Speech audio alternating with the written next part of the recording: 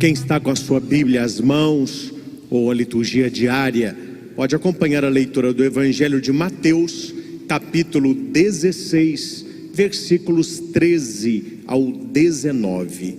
O Senhor esteja convosco. Ele está no meio de nós. Proclamação do Evangelho de nosso Senhor Jesus Cristo, escrito por São Mateus. Glória a vós, Senhor.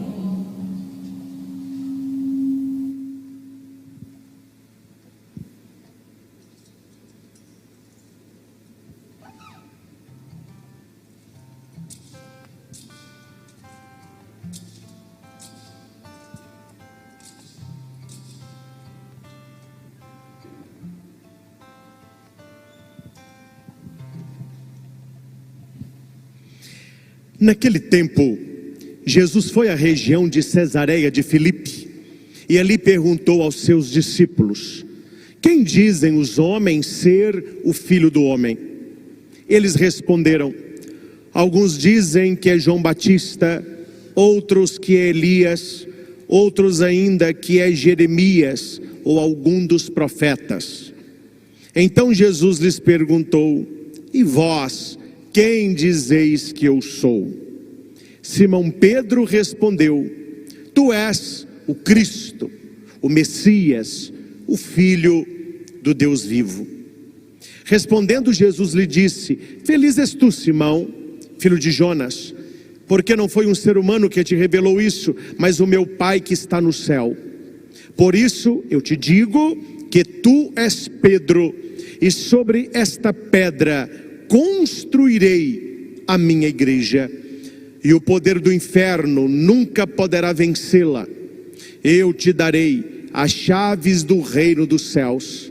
Tudo o que tu ligares na terra será ligado nos céus. Tudo o que tu desligares na terra será desligado também nos céus. Palavra da salvação. Glória a vós, Senhor. Que o Santo Evangelho perdoe os nossos pecados e oriente a nossa vida. Amém. Aleluia, aleluia, aleluia, aleluia, aleluia, aleluia, aleluia, aleluia.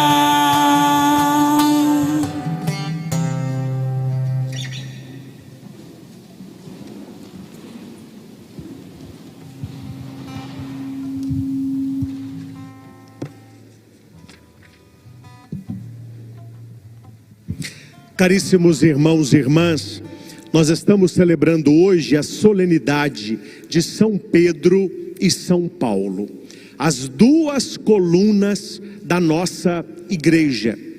É comum hoje, temos várias igrejas cristãs e vão se abrindo mais a cada dia.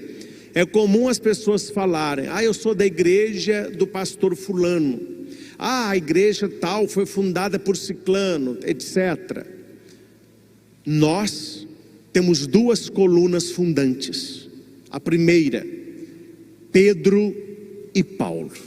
Eles são as colunas da Igreja Católica Romana. A Basílica de São Pedro, a maior igreja do mundo, onde o Santo Padre preside as missas pontificais, ela foi construída numa colina que foi dada à filha do imperador da época, e a garota se chamava Vaticana. Então a colina Vaticana, que pertencia a ela, foi sepultado Pedro, que morreu em Roma. Pedro foi crucificado, só que ele disse que ele não podia morrer como Jesus, de cabeça para cima. Então eles crucificaram Pedro de cabeça para baixo, e nessa capeloca ele foi enterrado. Foi venerado durante os 3 primeiros séculos da cristandade pelos cristãos da época. Quando Constantino se converte ao cristianismo, por influência da sua mãe Helena, muito católica, muito cristã, a religião católica se torna a religião oficial do império. Não que Constantino criou a Igreja Católica. Esta tese que o Constantino criou o catolicismo é uma tese protestante, para tirar de nós aquilo que é nosso. Quem fundou a nossa igreja foi Cristo sobre Pedro, e na coluna da pregação de Paulo. E sobre essa capeloca de Pedro foi erguida uma grande basílica, a Basílica Constantiniana de São Pedro, que depois ela caiu a lápide e foi feita a basílica atual. Então o Santo Padre, o Papa Francisco, que é sucessor de Pedro, ele preside as missas em cima do túmulo de São Pedro. Quem já viu a basílica pela televisão, já esteve em Roma, existem aquelas colunas, as colunatas de Bernini, ela marca exatamente o local onde está sepultado o apóstolo Pedro. É por isso que na frente do altar do Papa tem aquele grande vão, aquele buraco negro, né? Parece escuro. Lá embaixo, nessas escadas laterais, está o túmulo de São Pedro, o primeiro Papa. Em Roma está também a Basílica Papal de São Paulo Extramuras, São Paulo fora dos muros. É onde está o túmulo do apóstolo dos gentios. Paulo, a mesma coisa, foi sepultado em Roma. Sobre o túmulo de Paulo, não é? Foi construída uma capeloca, que depois se construiu a basílica que lá está, Basílica de São Paulo, fora dos muros. Por que fora dos muros? Porque quando você entra na Basílica de São Paulo, você está no território do Vaticano, da Santa Sé, mas ela não está dentro do Vaticano, ela está fora, ela está em Roma, né? Mas por isso fala fora dos muros. Ela pertence à igreja, mas está fora dos muros da Santa Sé. São esses dois homens, Pedro e Paulo, que regaram a igreja com o seu sangue e que chegou até nós. Na parte da manhã, você que está participando desta missa, ou você que está agora assistindo esta pregação, quando for possível, ainda esta semana, assista a pregação anterior a essa, chamada Itinerário de São Pedro em 7 passos. Foi a pregação da parte da manhã. Quem está aqui também, faça isso durante a semana. Uma bela pregação para você entender como que Deus agiu na vida de Pedro e tirou ele de um pescador e levou ele a evangelizador. Nessa missa da noite, claro, falei um pouquinho dos dois como introdução, mas eu quero falar para você sobre Paulo, que é o antigo Saulo. Uma pergunta, e com isso inicio: por que nós falamos que Paulo, ele é apóstolo, sendo que ele não fazia parte dos 12? Essa é uma pergunta clássica, porque Paulo vai dizer em muitas cartas: apóstolo não por vontade própria, mas de Cristo. Ele quem me chamou, ele, numa tradução fiel ao latim, ele que me vocacionou, ele que me separou. Porque quando você vê as passagens da ressurreição de Cristo, ele aparece aos seus apóstolos para confirmar-lhes a fé. Eles são apóstolos porque eles dão o testemunho da ressurreição. Quando Saulo, ainda Saulo, ele estava indo para Damasco, Jesus aparece para ele. Ele fica cego, ele cai do cavalo. Saulo, ele era perseguidor dos cristãos, ele era um assassino. Ele matava aqueles que eram cristãos e levavam os líderes para Jerusalém para que fossem mortos também. Ele era terrível e temível. Todos os cristãos das comunidades daquela época tinham pânico do nome de Paulo. Ele, no caso Saulo ainda, né? Ele era um perseguidor.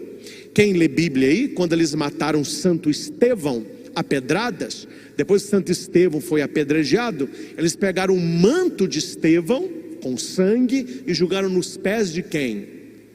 De Saulo.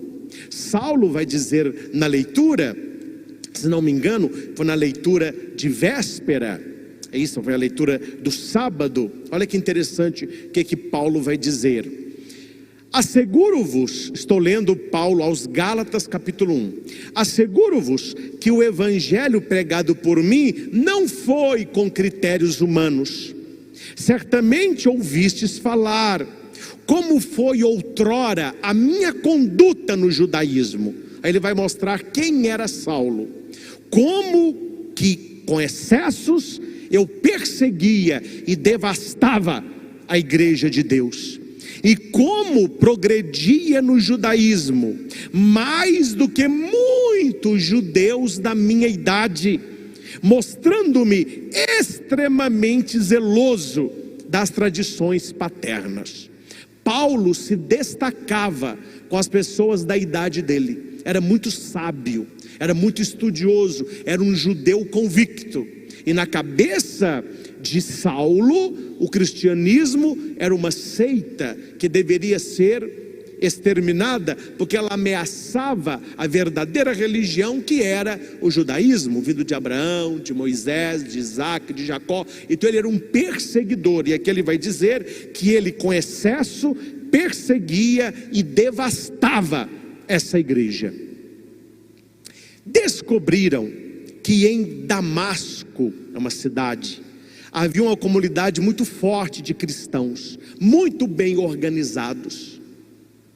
Saulo pede um destacamento de soldados para que ele pessoalmente vá a Damasco, mate quem tem que matar, prenda quem tem que prender, mas ele iria acabar com a igreja na cidade de Damasco. Ele indo para esta cidade de cavalo, não é? Jesus aparece para ele. Um sol, uma luz brilha. Os soldados veem que ele está conversando, mas eles não sabem com quem, eles não veem nada. Saulo fica cego, ele cai do cavalo e ele escuta assim: Saulo, Saulo, por que me persegues? Saulo vai perguntar: mas quem és tu?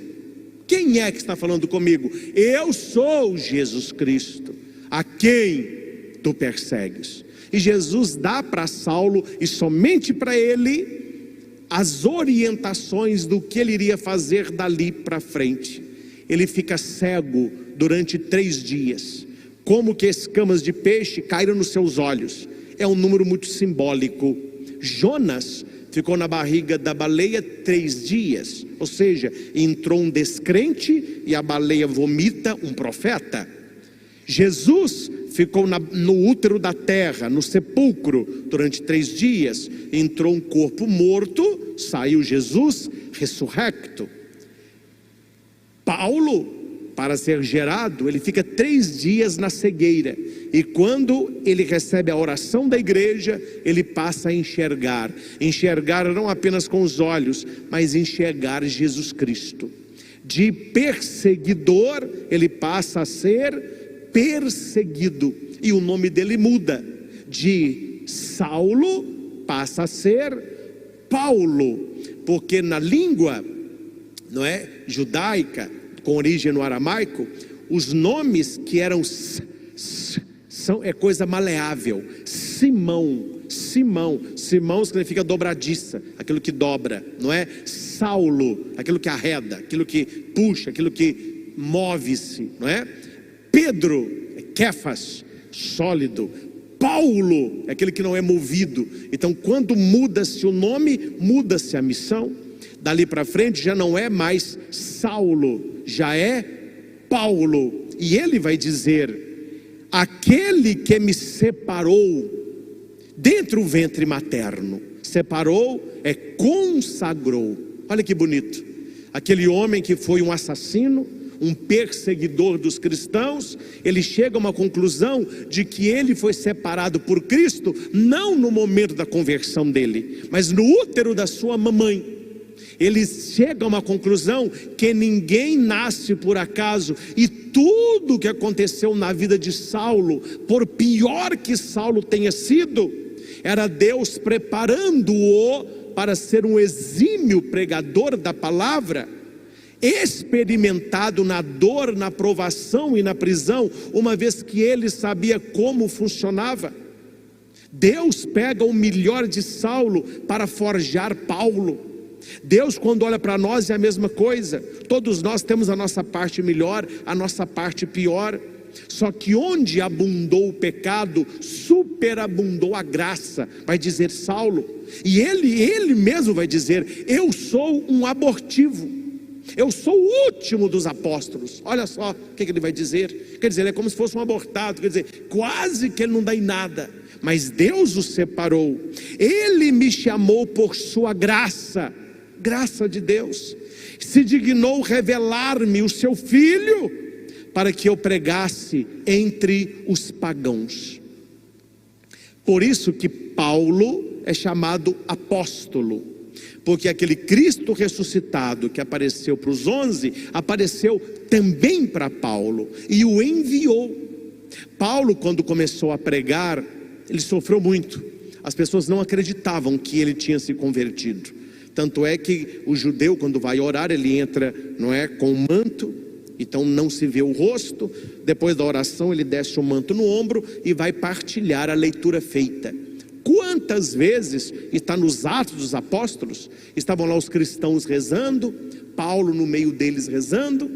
Aí alguém falava: agora o nosso irmão vai partilhar a palavra. Quando Paulo tirava o véu para partilhar, meu filho, porta que passava 2, passava 15.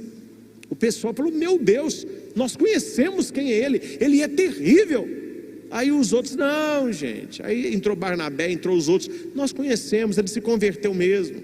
Ele indo para Damasco, encontrou com Jesus Cristo. Paulo passou muito aperto, até que as pessoas acreditassem que ele tinha se convertido, né? E aqui um versículo tão bonito da Bíblia que poucos conhecem, o versículo 18 do capítulo 1 de Gálatas. 3 anos mais tarde, quer dizer, depois da sua conversão, fui a Jerusalém para conhecer Kéfas, Pedro, e fiquei com ele 15 dias. Olha que bonito. Paulo se encontra com Pedro, e Pedro vai passar para Paulo como é a questão da igreja, a igreja missionária, a igreja que prega. E Paulo não foi bem aceito na região da Judéia, nos judeus ali. O que ele faz? Ele começa a viajar o mundo conhecido, levando a palavra para os pagãos. O primeiro concílio da igreja é o concílio de Jerusalém. Quem estava à frente? São Pedro e São Paulo. E qual era a questão? A circuncisão. O que é circuncisão? O primeiro filho, homem da família, deveria ser circuncidado. A mamãe levava o neném no templo, tirava-se ali a fraldinha do neném, o sacerdote vinha com uma navalha e estava um pique na ponta do pênis, ali no crepúsculo, estava um pique. Era um sinal de que aquele primogênito era da estirpe de Deus. Era um sinal físico que o judeu trazia. Paulo vai dizer assim: eu não estou vendo necessidade nisso. Porque se o judeu faz isso de pequeno, os pagãos que estão se convertendo ao cristianismo, nós não podemos impor aos pagãos aquilo que é próprio do judeu. Aí ficou aquela discussão: circunciso ou não? Quem está se convertendo agora tem que circuncidar ou não? Uns falavam tem, outros falavam não tem. O que ele fez? Vamos para quem resolve. Paulo vai até Pedro, se reúne com os apóstolos. Então é o primeiro concílio da igreja, né? O último foi o concílio Vaticano II. Esse é o primeiro, o concílio de Jerusalém. E o que eles decidiram lá? Que não precisa circuncidar. Deus não quer uma circuncisão de um órgão, Deus quer a circuncisão do coração. Então todo aquele que se volta para Cristo, que tem um coração circuncidado, que tem um coração marcado pela palavra de Jesus. Então se resolveu uma vez por todas, a igreja toda aceitou. Pedro continua no governo, ali na região de Jerusalém, ele termina em Roma, morrendo em Roma. Paulo viaja o mundo conhecido, fundando comunidades e escrevendo cartas. Por isso que é muito bonito as cartas de São Paulo, onde você vê a experiência que ele teve da presença de Jesus. Paulo é quem vai dizer, e nós ouvimos na leitura de hoje: já estou pronto para ser derramado em sacrifício. Sacrifício aqui é libação. Libação. vinho, água, óleo, derramada sobre a vítima que seria ofertada. Paulo se coloca agora como Cristo. Nós vimos na pregação da manhã que Pedro ouviu de Jesus a pergunta: tu me amas? E ele respondeu: eu te quero bem. Akapasmé, filioté, do grego. Ou seja, ele não conseguia amar Jesus como Jesus o amava. Mas Jesus então pergunta: então você me quer bem? Eu te quero muito bem, mas um dia você vai me amar como eu te amo. Quando Pedro foi crucificado, ele provou, ele amou Jesus como Jesus o amou. Paulo tem o mesmo caminho. Paulo vê que ele está ocupando agora um lugar que outrora foi de Jesus. Jesus, que foi o cordeiro que tira o pecado do mundo, levado ao matadouro sem falar palavra nenhuma. Paulo vai dizer isso: eu já estou pronto para ser derramado em sacrifício. Aproxima-se o momento da minha partida. Aqui ele está se referindo a um barco que levanta as velas e larga o porto, indo para águas mais profundas. Qual é o porto? A sua existência física. Quais são as velas? A sua fé, a sua crença. Qual é a água mais profunda? O coração de Cristo. Ele está saindo deste mundo para ir para algo maior, melhor. E ele faz uma leitura maravilhosa, que é a leitura nossa de cristãos católicos, do passado, do presente e do futuro. Ele vai dizer assim: combati o bom combate, passado. Completei a corrida, guardei a fé, presente. Agora está reservada para mim a coroa da justiça, futuro. Meus irmãos, nós estamos vivendo esses 3 tempos, que no olhar de Deus é um tempo só. Deus só existe o momento agora. Para Deus tudo é presente. O passado é presente vivido, o futuro é presente sonhado, o agora é presente real. E Deus tem uma visão da nossa vida na inteireza, metafísica isso, do nosso nascimento ao nosso fechar de olhos na presença de Deus, acontece como se fosse um instante só. É por isso que Paulo tem essa consciência e ele vai dizer: combati o bom combate, eu não fugi da batalha, eu fui um bom soldado. Paulo, ele tem de si mesmo a concepção que ele não é só um pregador da palavra, ele é um soldado de Cristo. Ele vai dizer: a minha vida foi um combate, foi uma luta, e terminei o combate, guardei a fé, não perdi a fé.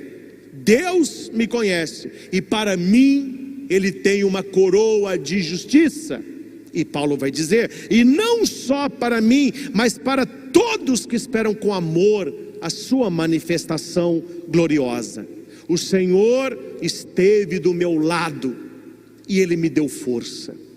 Uma das passagens mais bonitas de Paulo, que toca muito a mim, foi quando Paulo foi preso com Silas. Eles foram flagelados, mas apanharam o que podiam. E de madrugada na cela, todos dormindo, Paulo fica de pé, Silas fica de pé, os dois algemados, e os dois começam a cantar louvores, começam a glorificar a Deus. Aquele carcereiro pergunta: mas qual motivo vocês têm de glorificar a Deus? Veja o estado de vocês. E Paulo responde: eu quero louvar a Deus porque eu fui digno de sofrer por causa dele. Eu fui digno de receber tudo isso porque preguei a verdade, porque preguei Jesus. Eles batiam em Paulo e ele não se calava. Soltava, ele pregava de novo, prendia de novo. Soltava, ele pregava de novo. Era um homem firme naquilo que ele queria. Era um homem que conheceu Jesus face a face. E a espiritualidade de Paulo não era uma espiritualidade livresca, não era de livro, não era uma espiritualidade de ouvir falar. Ele teve a experiência de Jesus Cristo, e mesmo numa vida difícil, ele vai dizer: o Senhor esteve ao meu lado e Ele me deu forças. Olha que bonito. Aquele que outrora perseguia os cristãos, que matava os cristãos, que queria exterminar a igreja, ele se rende. Ele vai dizer: o Senhor me abençoou, O Senhor me deu forças, o Senhor esteve do meu lado. Paulo teve uma experiência tão profunda de Jesus, que é dele a frase: não sou eu mais quem vivo, é Cristo que vive em mim. Eu sou o que sou pela graça de Deus, porque a sua graça a mim não foi dispensada. Meus irmãos, nós precisamos beber em Paulo, nós precisamos entrar na escola paulina, meditar e ruminar as cartas de Paulo. Lembro-me, já disse isso aqui algumas vezes, que algumas aulas de Bíblia no meu tempo de estudo de seminário, e estudo Bíblia até hoje, que é a minha paixão, mas eu lembro que o meu professor, ele levava para a sala às vezes uma vaquinha. Ele tinha uma vaquinha, ele colocava a vaquinha na mesa e estava aula de Bíblia, e a gente ficava olhando para ele, que esse pessoal mais inteligente parece que é um pouco doido, né? Aí ele dava aula, falava porque tanto de língua, a gente ficava tudo assim, ó. Aí no final da aula ele perguntava: um bom pregador e um bom pastor vai aprender com a vaca como que se lê Bíblia. Alguns mataram a charada rápido. O que ele queria dizer? É preciso ruminar a palavra. Quem entende de vaca aí, você sabe que a vaca tem 2 buchos. Ela come tudo inteiro, depois ela fica lá em pé e fica o tempo todo, ó. Não é assim? Eu quando era pequeno ficava encantado. Falei: por que essa vaca é tanto masca, gente? Ela não está comendo nada, ela estava comendo o dia todo. A palavra de Deus é assim que se lê.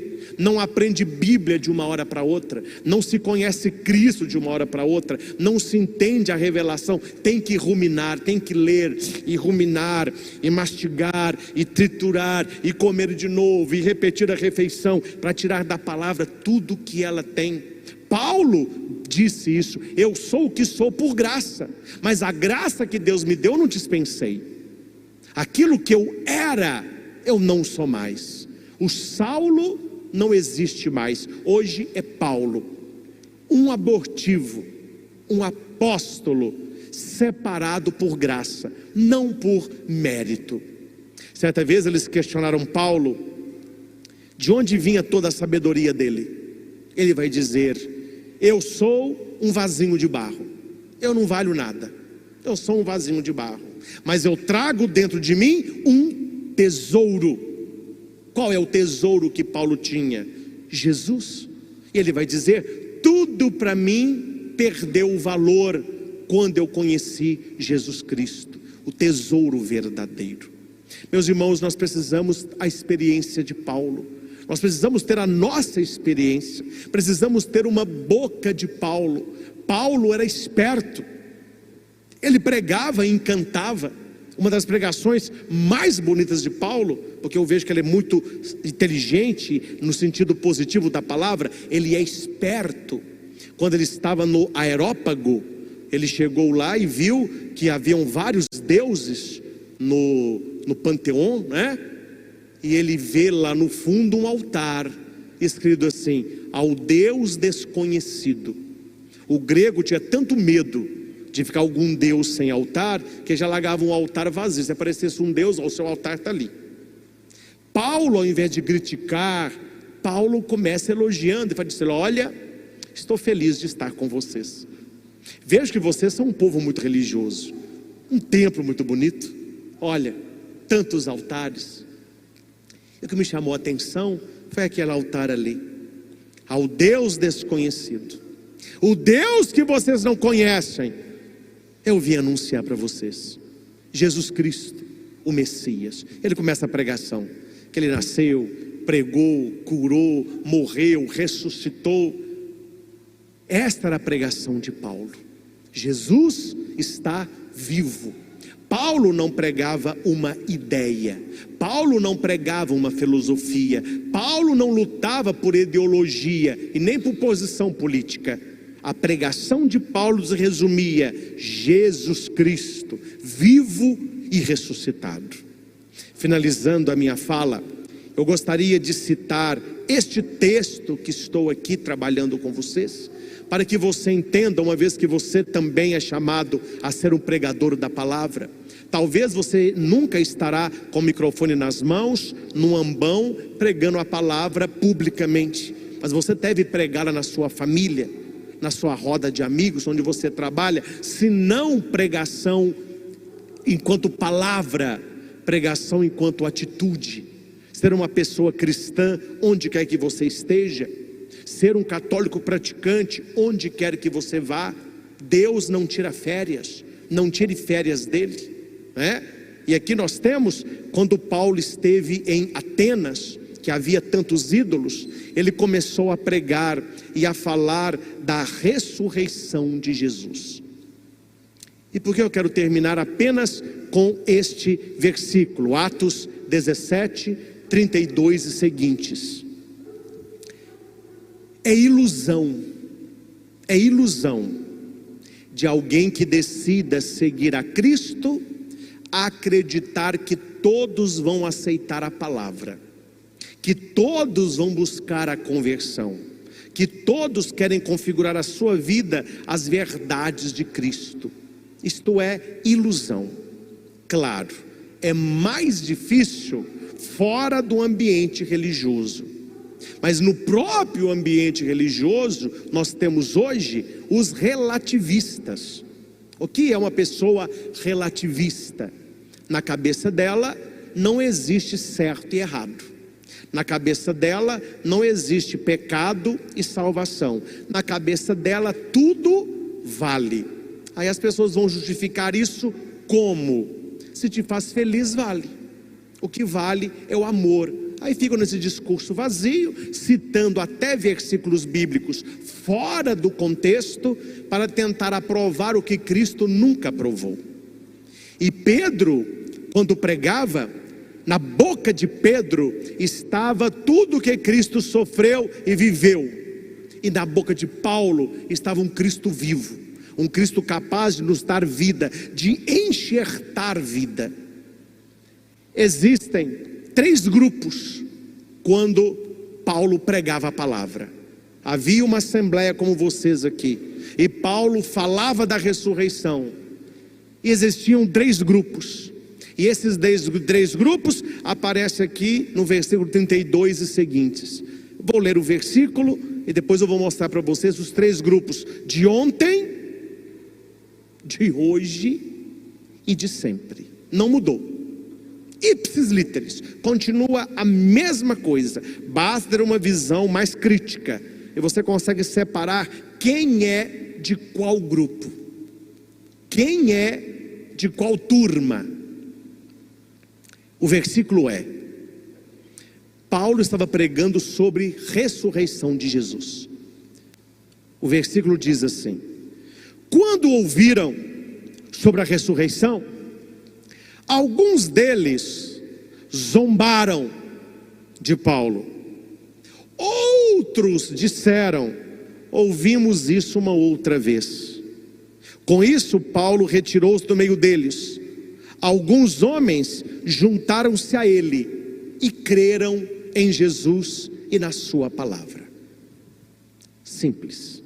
Este versículo é um versículo fundante da eclesiologia católica, e todo aquele que se dedica à pregação da palavra, para não ser um pregador iludido e não se transformar num pregador tipo ursinhos carinhosos, espalhando só amor e amor, ele tem que entender esse versículo, porque o povo só mudou de época, continua o mesmo.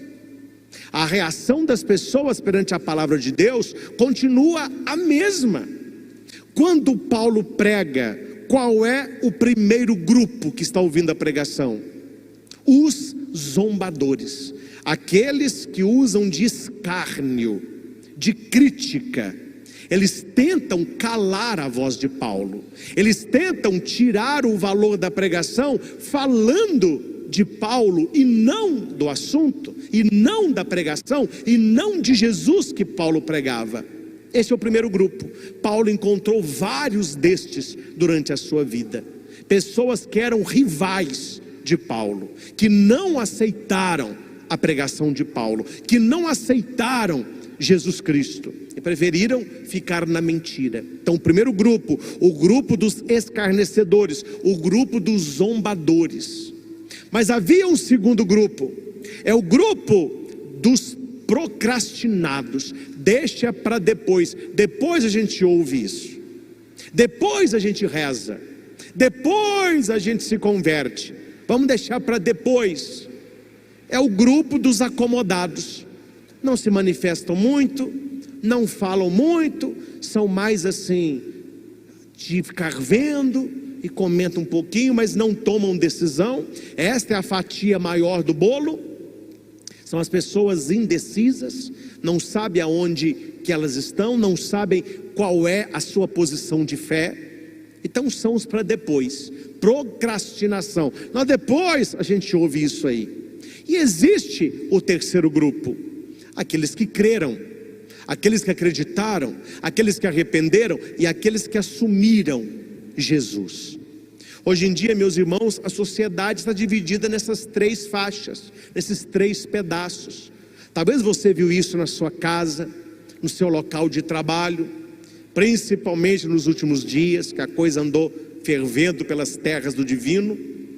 Você viu claramente os três grupos: o grupo contrário, o grupo raivoso, o grupo bem baixo. Você viu os indiferentes, aqueles que não opinavam para não se comprometer, não ficavam nem de um lado e nem do outro. E vocês viram o outro grupo, os que se denominam pessoas de fé, da família, conhecedores da palavra.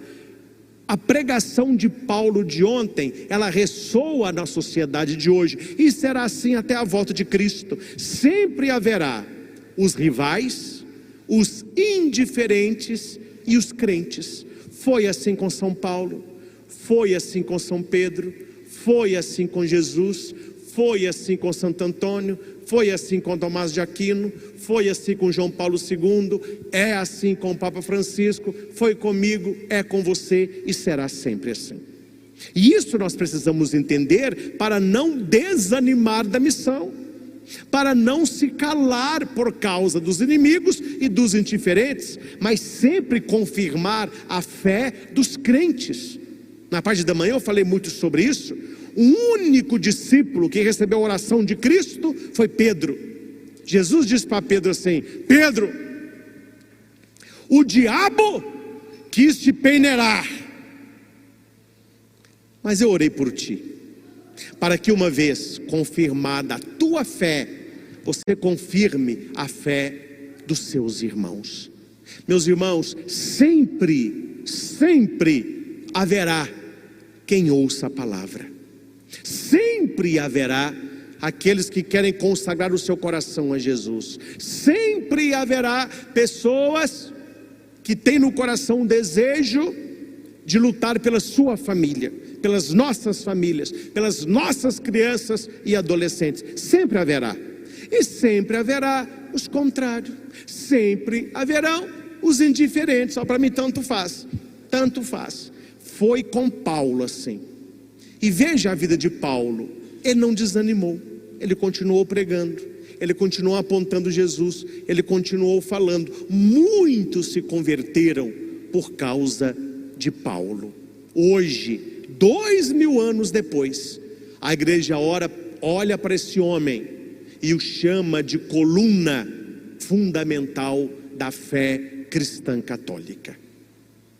Na época, contestado, incompreendido, perseguido, depois da sua morte, viram o valor daquele homem, um grande pregador, que levou muitas pessoas ao conhecimento de Cristo. É muito bonito quando você for, você verá, e não ria não, porque se você quiser você vai. Quando você for a Roma, e você chega na Praça de São Pedro, Piazza de San Pietro, maravilhosa, uma das maiores praças do mundo, onde o Papa recebe os fiéis. Na frente da Basílica de São Pedro, tem duas imagens gigantescas de mármore. Uma de Pedro, um homem, másculo, segurando duas chaves, um senhor, e do outro lado, Paulo, segurando a Bíblia com a mão, e do outro uma grande espada, uma espada gigante, vai da mão de Paulo até os seus pés, está lá na praça. E por que ele tem a espada nas mãos? Para lembrar que ninguém nasce Paulo, nem ele, nem eu e nem você. A A espada é para lembrar que é possível mudar para melhor. É possível aceitar Jesus em qualquer época da sua vida, esteja como estiver a sua vida. Deus, Ele é expert em trabalhar matéria que ninguém dá nada por isso. Deus é expert em pegar barro que não tem valor nenhum. Você nunca viu guerra entre nações por causa de barro. Se luta por causa de petróleo, se mata por causa de ouro. Daqui a pouco a guerra será por causa de água. Você não vê lugar nenhum as pessoas brigando por barro. Saulo se tornou uma bolinha de barro, uma argila nas mãos de Deus, e Deus o moldou. E tem uma das basílicas mais bonitas da igreja, a Basílica de São Paulo, onde está o seu túmulo, e lá uma outra belíssima imagem num jardim, onde está Paulo com a Bíblia numa mão e na outra uma grande espada. De perseguidor a pregador. Pedro, de pescador a pregador. Eles ontem e nós hoje. Meus irmãos, se Deus foi capaz de fazer isso no coração de Saulo, o que Ele não é capaz de fazer no nosso coração? Se Deus foi capaz de pegar um assassino, um perseguidor, convicto do judaísmo, e transformá-lo num dos maiores pregadores que a terra já viu, o que Ele não pode fazer comigo e com você, se nós deixarmos, se nós nos abrirmos ao Espírito. Fica a sugestão: leia devagarinho, com uma caneta, com uma régua. Não precisa ler tudo de uma vez, senão a gente não entende. Devagarinho, vai ruminando. Leia as cartas de São Paulo, são lindíssimas. Só o Espírito Santo, homem nenhum consegue escrever aquilo da cabeça, não. É o próprio Espírito que estava em Paulo. Paulo fala de família, Paulo fala da redenção, da filiação divina, de Jesus Cristo enquanto Filho de Deus, da ortopraxis da igreja. Um homem cheio do Espírito que deixou inúmeras cartas. E o que mais nos entristece, meus irmãos, falava na parte da manhã das cartas de São Pedro. Como eu estou falando de Paulo agora, as cartas de Paulo. Gente, pessoas de 40 anos de idade, 30 anos de idade, 20 anos de idade, até hoje nunca leram as cartas de São Paulo. Eu sou cristão, eu sou católico, Jesus é o meu Senhor. Gente, se treinar um papagaio, ele vai falar isso também. A questão não é boca, a questão é coração, a questão é experiência. Repito mais uma vez, e com isso finalizo, o que disse São Jerônimo. São Jerônimo é aquele frade que foi pedido pelo Papa Damaso para pegar a Bíblia em aramaico, hebraico e grego e traduzir tudo para o latim, chamado Vulgata. Foi a primeira tradução da Bíblia. São Jerônimo fez toda essa tradução. Ele passou tudo para o latim. Depois da tradução pronta, ele pegou um grande livro. Lá no Palácio Papal, ele levantou perante os cardeais, bispos e os prelados, entregou para o Papa e disse assim: quem desconhece a Escritura, não conhece a Cristo. Essa frase de Jerônimo ecoou pelos séculos até hoje. Nós que somos cristãos, nós que amamos o Senhor, nós que amamos a nossa igreja, precisamos conhecer a palavra. Aquilo que Paulo escreveu para aquelas comunidades, escreve para nós hoje. E hoje, com muita alegria, nós podemos dizer assim, pelo menos nós que aqui estamos: sou do Divinópolis, vou à missa todo domingo, frequento o Santuário Frei Galvão, tenho a minha profissão, sou batizado, tenho uma família. Eu sou a Universal. A palavra católica vem do grego catholikel, significa universal. Eles copiaram o nome. Nós somos da Igreja Universal Apostólica Romana. Só que nós falamos católica, porque nós pegamos a palavra e adaptamos o português. A palavra católica significa universal. A igreja que Cristo fundou para salvar não um povo, mas para salvar a todos os povos. Então nós, com muito mais propriedade, podemos dizer: eu sou da igreja universal. A primeira, a singular, a verdadeira. Guarde isso. Nós que somos católicos precisamos saber. E tem gente que não sabe disso até hoje. Uma vez na missa eu disse assim: vamos rezar a São José, o patrono da igreja universal. Alguém falou comigo: uai, padre, que bom, está fazendo ecumenismo agora, São José está protegendo. Eu falei: não, meu filho, é a nossa igreja. Então você falou lá, igreja universal, católica universal, meu caro. Primeira vez, né, hoje no meu Instagram, quem não viu, eu pus lá um artigo bem resumido, explicando isso. De onde que vem a palavra católica, quem foi o primeiro que usou, numa carta, o ano, o nome do santo, tudo está lá. Depois você vai lá e leia, para você entender um pouco da nossa fé. Então a partir de hoje saiba, a nossa igreja tem duas grandes colunas: São Pedro e São Paulo. Pedro, o governo, a estrutura, a chave. Paulo, a pregação, o ser missionário, o levar Cristo aos outros povos. De diferentes meios, Deus usou os dois para que a pregação do Evangelho chegasse até nós. Pelo sangue dos dois, a igreja foi regada. E resta nos pedir: Senhor, dai-me um coração petrino e uma boca paulina, que eu possa te amar como Pedro e que eu possa te anunciar como Paulo. Ao Senhor Jesus, que levantou ontem Pedro e Paulo, e que hoje levanta eu e você, para sermos um pouco do que eles foram, toda honra, toda glória e todo louvor.